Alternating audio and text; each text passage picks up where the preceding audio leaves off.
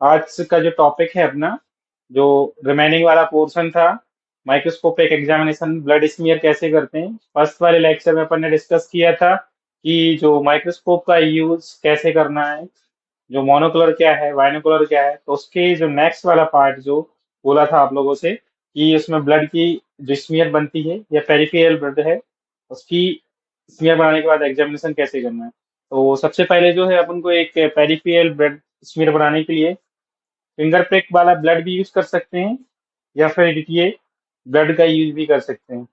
अब DTA blood का use इसलिए करते हैं क्योंकि जो इसमें एक एंटीकोगुलेंट होता है, वो आपका जो आरबीसी है, जो डब्ल्यूबीसी है या प्लेटलेट है, उसकी मॉर्फोलॉजी को प्रिजर्व करके रखता है। और जैसी आरबीसी का या डब्ल्यूबीसी का सेफ है, वैसे ही सेफ में रहेगा। कोई भी उसमें ना पुट्रीफेक्शन होगा, ना डिग्रीडेशन होगा, और ना किसी भी तरीके का श्रिंक होगी आरबीसी। तो सबसे पहले ब्लड को प्रॉपरली मिक्स कर लेना है, ठीक है। मिक्सर में डाल के तो ये मिक्स हो जाएगा।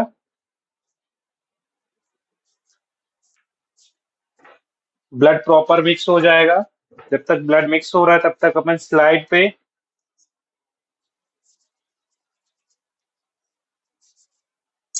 पेरिफेरल ब्लड स्मीयर बनाने के लिए अपन को दो स्लाइड की जरूरत पड़ती है। तो एक स्लाइड में अपन स्लाइड बनाएंगे और एक जो है स्प्रेडर का सिलेक्ट करेंगे। तो सबसे पहले जो है स्प्रेडर की अपन जब स्लाइड बनाने के पहले स्प्रेडर को चेक कर लेंगे कि उसमें किसी भी तरीके की जो है निक्स वगैरह होंगी तो उससे स्प्रेड नहीं करेंगी। तो ब्लड प्रॉपर मिक्स हो गया है, इसके बाद अपन इसको उठाएंगे और एक पिपेट की हेल्प से या फिर कोई भी ड्रॉपर्स जो है अपने पास, उसको ले लेंगे।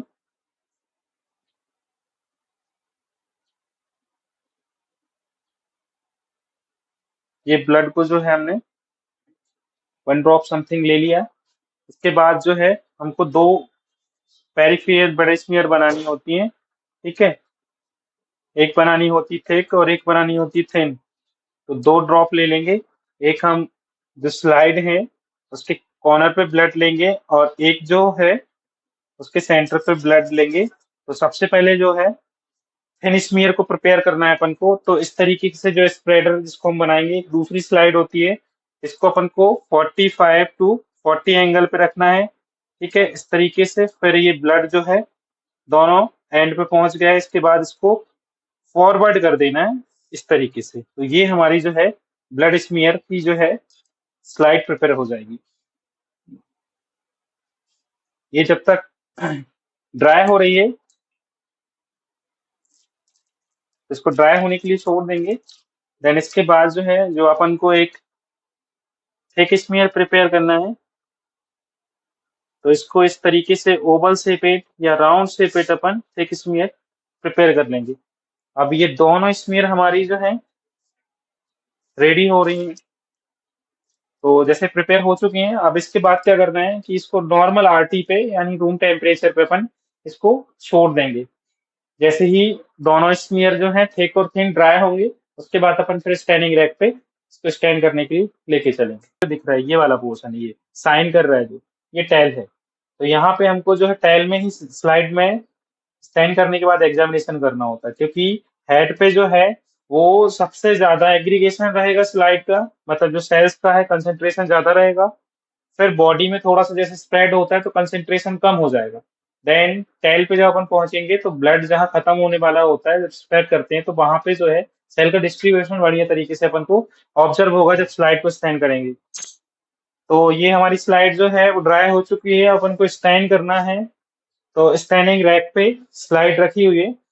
तो पेरिफेरल ब्लड स्मीयर जब अपन बनाते हैं, टेस्ट करते हैं, तो इसमें हम एक स्टैंड का यूज करते हैं, जो लीचमैन स्टैंड। ये हमारी जो प्रिपेयर है लीचमैन स्टैंड, जो मॉर्फोलॉजिकली बेस्ट होती है, हेमेटोलॉजिकल स्टैंड है।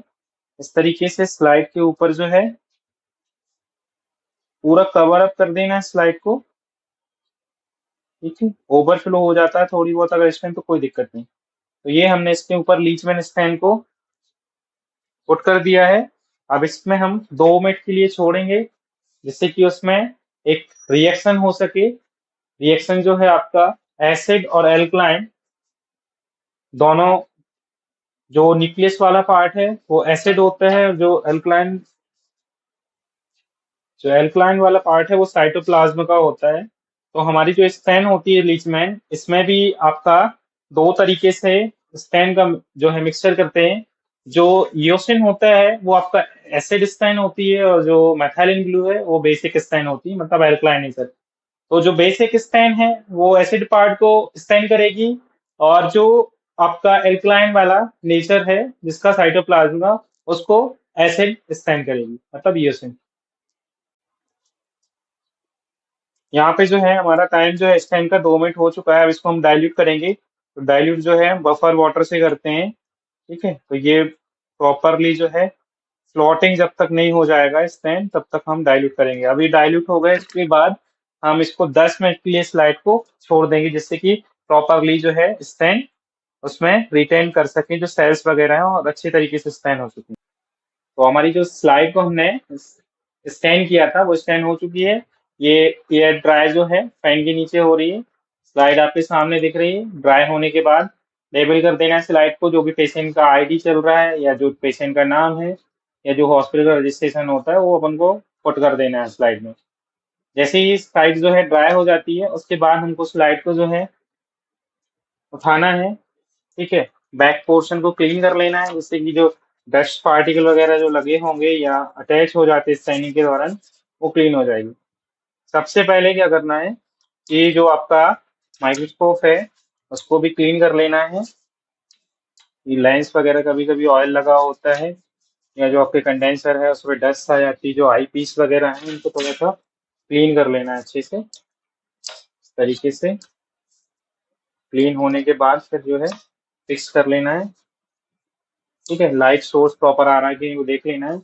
अब जो है स्लाइड को स्टेम में एग्जामिनेशन के पहले जो 100x पे पेरिफेरल ब्लड को एग्जामिनेशन करते हैं, तो ऑयल इमर्शन डाल देना है। ये 1 ड्रॉप हमने ऑयल इमर्शन डाल दिया।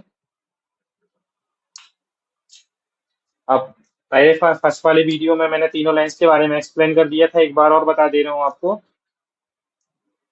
इसमें जो है 3 लेंस बेसिकली हम यूज करेंगे। ये 10x है, ये 40x है, और ये 100x है। इसमें 100x विथ ऑयल इमर्शन होता है, तो हमको 100x पे ही एग्जामिनेशन करना है, तो 100x को ही फिक्स करेंगे।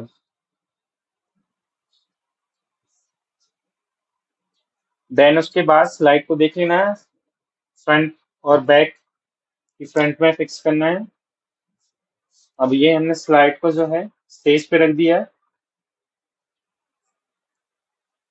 स्लाइड को सबसे पहले ऊपर लेंस से टच कर लेंगे ऑयल इमर्शन वाले पार्ट को। अब स्लाइड को ऑब्जर्व करेंगे।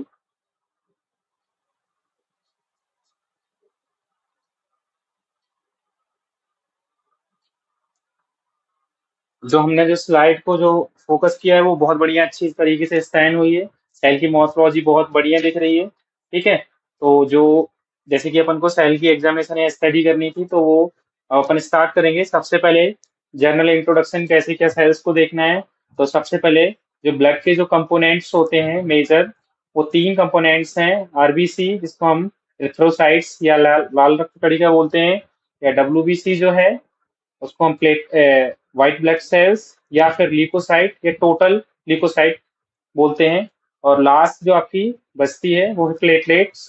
तो तीनों सेल को कैसे आइडेंटिफाई करना है और कैसे इनमें दिखता है, किसमें न्यूक्लियस होता है और किसमें न्यूक्लियस नहीं होता है, तो वो अभी हम स्लाइड को देखेंगे माइक्रोस्कोप में और एक्सप्लेन करेंगे। तो अभी जो हमने स्लाइड को जो है बिल्कुल फोकस कर लिया है।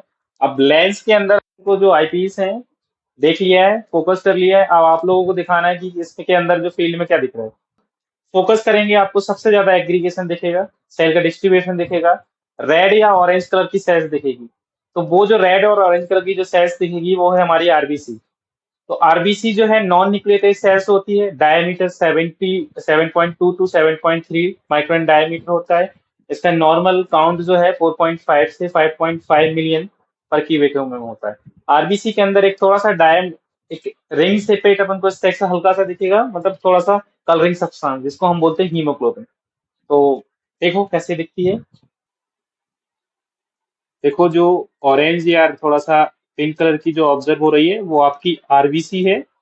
अब उसके अंदर न्यूक्लियस, कोई भी तरीके का न्यूक्लियस अपन को नहीं ऑब्जर्व हो रहा है, सिर्फ एक ओवल शेपेड या जो है राउंड शेपेड आरबीसी ही दिख रही है, तो उसको बोलते हैं अपन एरिथ्रोसाइट सेल्स।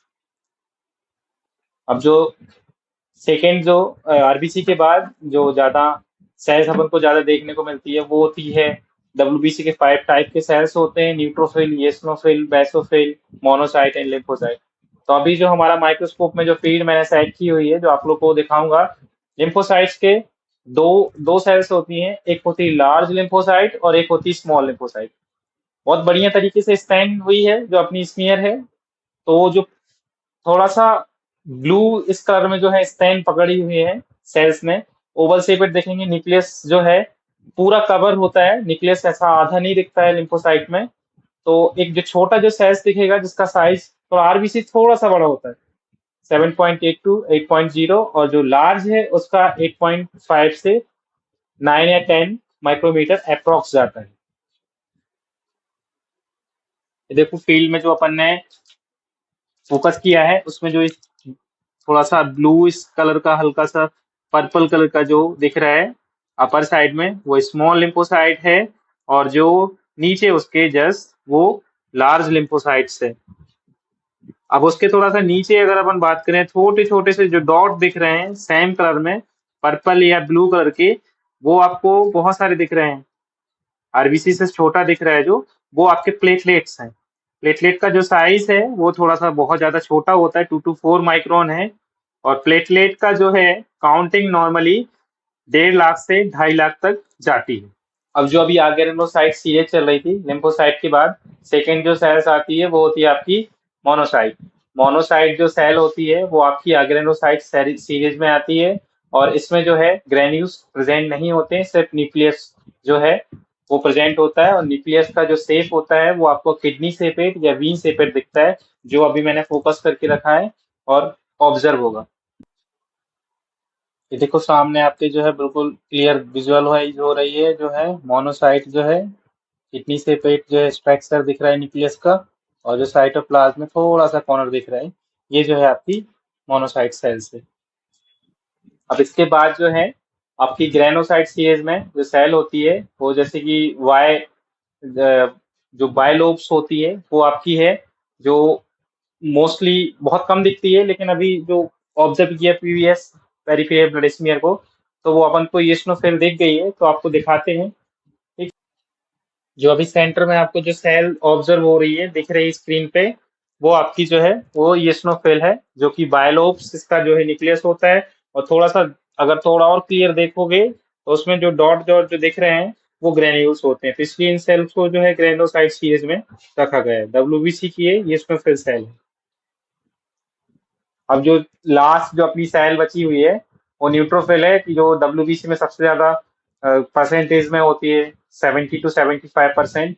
वो इसके जो न्यूक्लियस का जो सेफ है वो मल्टी न्यूक्लिएटेड होता है, मतलब बैंड फॉर्म में। और अभी जो न्यूक्लियस जो दिखेगा तो बैंड फॉर्म में दिख रहा है, क्योंकि जो पेशेंट का जो ब्लड है वो बच्चा जो है सेप्सिस में है, तो बैक्टीरियल जो इन्फेक्शन जब होता है तो न्यूट्रोफिल का जो है काउंट बढ़ जाता है, और उसका जो न्यूक्लियस जो है वो आपका बैंड फॉर्म में हो जाता है।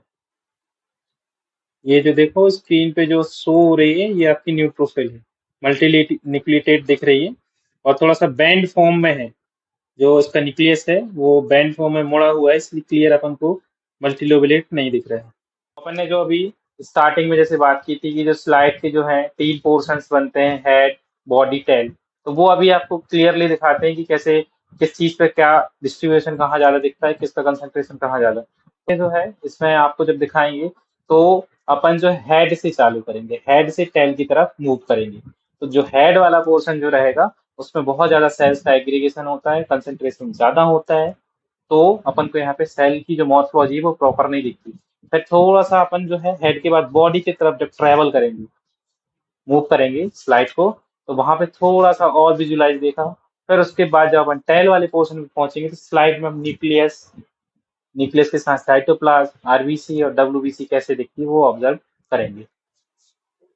ये जो है अभी हेड वाला पोर्शन है। अब अपन थोड़ा सा देखते जाएंगे। देखो यहाँ पे अभी अपन को जो है दिख रहा है, बहुत ज्यादा सेल दिख रहे हैं। यहाँ पे आरबीसी क्लियर नहीं दिख रही है। अब ये डायरेक्टली अपन मूव करेंगे तो देखो यहाँ पे अब जैसे बॉडी में पहुंचेंगे तो सेल थोड़ा सा विजुअलाइज होने लगेंगे।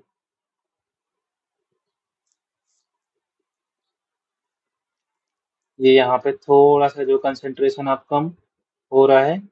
फिर देखो ये सेल की और मॉर्फोलॉजी, ये बॉडी वाले पोर्शन पे आ गए। अब यहाँ से बॉडी में भी क्लियर नहीं होगा तो अपन चलेंगे डायरेक्ट टेल की साइड। ये देखो अब टेल वाले पोर्शन पे अपन क्लियरली देख सकते हैं। देखो यहाँ पे आरबीसी भी दिख रही है। जो छोटे छोटे जो सेल्स दिख रहे हैं पर्पल कलर के, वो प्लेटलेट हैं। और जो बड़े साइज के जो पर्पल और थोड़ा सा ब्लू कलर के दिख रहे हैं वो आपके डब्ल्यूबीसी सेल्स हैं। ये पूरी यहाँ पे ये वाला जो टेल पोर्शन है पूरे क्लियरली अपन को सेल्स जो है विजुअलाइज हो रहे हैं।